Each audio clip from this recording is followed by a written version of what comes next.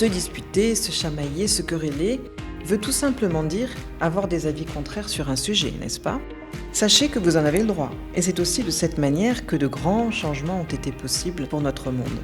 Dans la relation amicale, dans la relation amoureuse ou dans le cadre professionnel, la dispute a également sa place. Pour qu'une dispute soit constructive, je vous propose quelques conseils. Se montrer respectueux. Votre éducation, vos valeurs, votre foi dans certains cas doivent vous guider vers une dispute qui honore ces codes en question, votre base. Quoi qu'il en soit, le respect doit être mis au premier plan, ne l'oubliez jamais.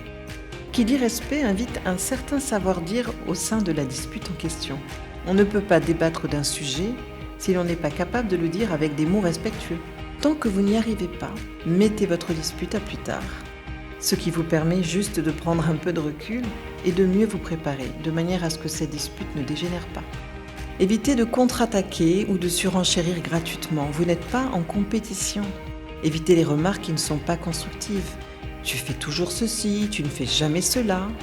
Gardez son calme, c'est facile à dire, mais détectez quand même les signaux de votre colère et retirez-vous le temps que vous retrouviez votre calme.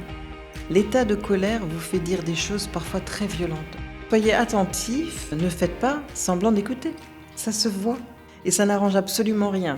Mettez votre ego de côté un instant et permettez à cette dispute de prendre une autre forme. Il faut reconnaître ses torts, de l'humilité, de la sincérité, des ingrédients majeurs pour construire encore et avancer autrement. Montrez vos sentiments, ne pas les masquer. Dites le fond de votre pensée, avec respect et bienveillance. C'est indispensable lorsque l'on veut construire sur du roc et non du sable. Je vous souhaite de très belles disputes constructives.